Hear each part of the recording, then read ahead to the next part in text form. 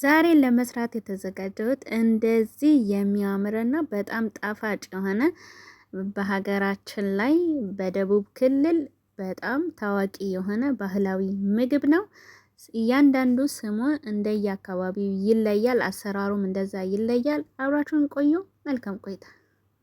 ሰላም ቤተሰብ እንዴት ናችሁ? ሁሉ ሰላም፣ እግዚአብሔር ይመስገን፣ እኔ ደህና ነኝ። ዛሬ ደግሞ በሚገርም በጣም በሚጣፍጥ የደቡብ ባህላዊ ምግብ ከሆነው የበቆሎ ዱቄት ፍርፍር ልበለው እንደ አማርኛው ማለት ነው። ከዛ ደግሞ ሲቀጥል ፎሰሴ፣ ቡኔታ፣ ብራፕራድ ከዛ ደግሞ እናንተ በቋንቋችሁ ቀጥሉበት። እኔ የማቀው እነዚህ ስሞች ነው። ስለዚህ ይህንን እንዴት አድርገን እንደምንሰራው አብረን እናያለን። 2 ኩባያ የበቆሎ ዱቄት አቅርቤያለሁ። ጎመን የታጠበ አቅርቤያለሁ። እንዲሁም ደግሞ የተቀቀለ ፎሶሊያ አቅርቤያለሁ። ሽንኩርት፣ ነጭ ሽንኩርት፣ ዝንጅብል፣ ቃሪያ፣ ዘይት፣ ቅቤ፣ ጨውና ቆንዶ በርበሬ፣ ኮረሪማ እነዚህን አቅርቤያለሁ። እናንተ ደግሞ መልኩን ቀይራችሁ ግብአቶቹን ቀያይራችሁ እንደየቤታችሁ እንደምትወዱት አድርጋችሁ መስራት ትችላላችሁ። ስለዚህ በጣም ብዙ አይነት አሰራሮች አሉት። አቀራረቡም ይለያያል፣ አበላሉም ይለያያል እንደየአካባቢው ማለት ነው። ስለዚህ እኔ ደግሞ ዛሬ አብረን እንሰራለን። እዚህ ጋር ፎሶሊያውን እናጥብና ወይ ለ24 ሰዓት ወይ ለ6 ሰዓት እንዘፈዝፈዋለን። ዘፍዝፈን እናሳድረዋለን። ብትፈልጉ ጠዋት ብትዘፈዝፉት በነጋታው ጠዋት፣ ብትፈልጉ ማታ በነጋታው ማታ፣ እናንተ እንደሚመቻችሁ አድርጋችሁ ዘፍዝፋችሁ ብትቀቅሉ የተሻለ ነው። ጊዜ ይቆጥብላችኋል፣ ቶሎም ይበስልላችኋል። እዚህ ጋር ከአንድ ቀን በኋላ አጥቤ ዘፍዝፌ ከአንድ ቀን በኋላ በዚህ መልኩ ደርሰዋል። አሁንም ድጋሚ አጥበዋለሁ። ከዛ በኋላ ቀቅለዋለሁ ማለት ነው። እና የተዘጋጀ ከምትገዙ እናንተ እንደዚህ ቀቅላችሁ አንዴ ቀቅላችሁ ብታስቀምጡ ለሰላጣም ይሆንላችኋል። እንደ ፉልም ተቀያሪ በፉል ቀይራችሁ እንደ ፉል ልሰሩት ትችላላችሁ ለጠዋት። እንዲሁም ደግሞ በወጥ መልክም ልሰሩት ትችላላችሁ እና በጣም ብዙ ነገር ልትሰሩበት ትችላላችሁ። እዚህ ጋር አረፋውን አነሳዋለሁ። በደንብ አንሱት አረፋው። ከዛ በኋላ እሳቱን ትቀንሱለትና ከድናችሁ እናንተ ወደ ስራችሁ ትሄዳላችሁ። ከዛ ሲበስል መታችሁ አይታችሁት ከበሰለ እሳቱን አጥፍታችሁ ውሃውን ደፍታችሁ አለቅልቃችሁ ከዛ በኋላ እናንተ ሲቀዘቅዝ ቀናንሳችሁ ፍሪጅ አድርጋችሁ ለምትፈልጉት ነገር ማዋል ትችላላችሁ ማለት ነው። እና ከጊዜ ቆይታ በኋላ በዚህ መልኩ በስለዋል፣ ያስታውቃል መብሰሉን። አንድ እንደዚህ አውጥታችሁ ካያችሁት መብሰሉን ይነግራችኋል። እዚህ ጋር ደግሞ ዘይታችንን 3 የሾርባ ማንኪያ ያክል ዘይት አደርግና ሞቅ ሲል ድስጡ ሽንኩርቴን እጨምራለሁ። ከዛ አብሬ ጠብሳለሁ ማለት ነው። እና እንደየአካባቢው አሁንም ልበላችሁ አሰራሩ ይለያያል፣ አቀራረቡ ይለያያል።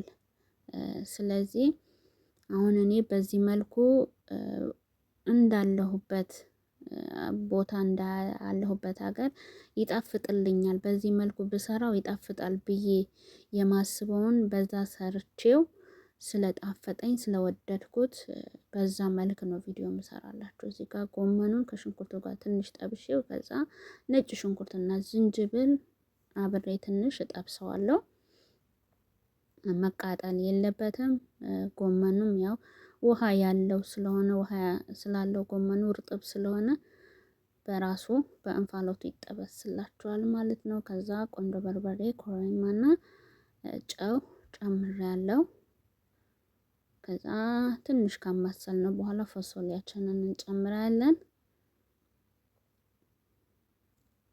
ከዛ ትንሽ አብረን አማስለን 2 ኩባያ ውሃ እናደርጋለን።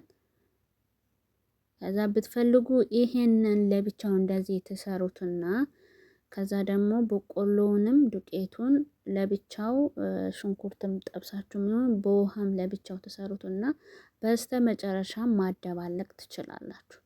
ብትፈልጉ ጎመኑ በትልልቁ ልታረጉት ትችላላችሁ። ብትፈልጉ ዱቄቱን አብኩታችሁት ድቡልቡል ልታረጉት ትችላላችሁ። አሰራሩ እንዳልኳችሁ በጣም ብዙ አሰራር ነው ያለው። እዚህ ጋር ውሃ አድርገን እሳቱን ቀንሰን እንከድነዋለን። እስከዛ እዚህ ጋር በቆሎውን ትንሽ ቆንዶ በርበሬ፣ ጨው፣ ብትፈልጉ ኮረሪማ፣ ብትፈልጉ ሚጥሚጣ አድርጋችሁ ትንሽዬ 3 የሾርባ ማንኪያ የሚሆን ዘይት አድርጋችሁ ታማስሉታላችሁ። ብትፈልጉ በእጃችሁ ማማሰል ትችላላችሁ።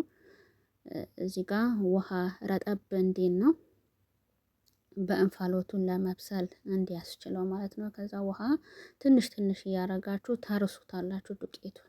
ከዛ በዚህ መልኩ ሲሆን እናንተ ብትፈልጉ በእጃችሁ እንትን ስትሉት የሆነ ድብልብል ይላል። እንደዛም ማድረግ ከፈለጋችሁ እንደዛም አድርጉት። ብትፈልጉ ትንሽ የውሃ ጨመር አርጋችሁ ጥፍጥፍ አርጋችሁ ትንሽ ትንሽ ማድረግ ብትፈልጉ እንደ ኳስ ማድረግ ትችላላችሁ። ከዛ እኔ በዚህ መልኩ እንዳለ አዳርሰዋለሁ። በደንብ አዳርስና ከዛ መሃሉን ከፍተውና ከዛ ለ30 ደቂቃ ወይ ለ20 ደቂቃ በእንፋሎቱ እንዲበስል እከድነውና እሳቱን ቀንሼ እተወዋለሁ። ከዛ በኋላ ድጋሚ አደባልቀውና ለ15 ደቂቃ እንደዛው እሳቱን ቀንሼ ለ15 ደቂቃ ተዋዋለሁ። ከዛ በኋላ ቅቤ አድርጌ ከዛ ቃሪያም ከፈለጋችሁ ሚጥሚጣም ከፈለጋችሁ አድርጋችሁ ለምግብነት ታቀርቡታላችሁ። ይሄንን ምነግራችሁ መሀል ላይ ቪዲዮ ስለተቋረጠብኝ ነው። ተቋርጦብኝ ነው የቀረስኩ መስሎኝ ተቋረጠብኝ እና በስተመጨረሻ 30 ደቂቃ እሳት ላይ ቀስ ብሎ እንዲበስል አደረኩት። ከዛ አደባለኩት። ከዛ 15 ደቂቃ ድጋሚ እሳት ላይ ያቆየሁት። ከዛ በኋላ ቅቤን አደረኩ። ከዛ በስተመጨረሻ ቃሪያን አደረኩ። ይሄንን ይመስላል ውድ ቤተሰቦቼ የዛሬ የፎሰሴ ወይም የበቆሎ ፍርፍር አሰራር ይሄንን ይመስላል። በዚህ መልኩ በጭብጦ መልኩ ማቅረብ ትችላላችሁ። እንደዚሁ ደግሞ በማንኪያ እንዲበላ በዚህ መልኩ ማቅረብ ትችላላችሁ። እና ሻሂም እርጎም ቡናም መጠቀም ትችላላችሁ ከዚህ ጋር። ውድ ቤተሰቦች ስለነበረን ጊዜ ከልብ አመሰግናለሁ። በሌላ ቪዲዮ እስከምንገናኝ መልካም ቆይታ። ከወደዳችሁ ሼር ላይክ አድርጉልኝ።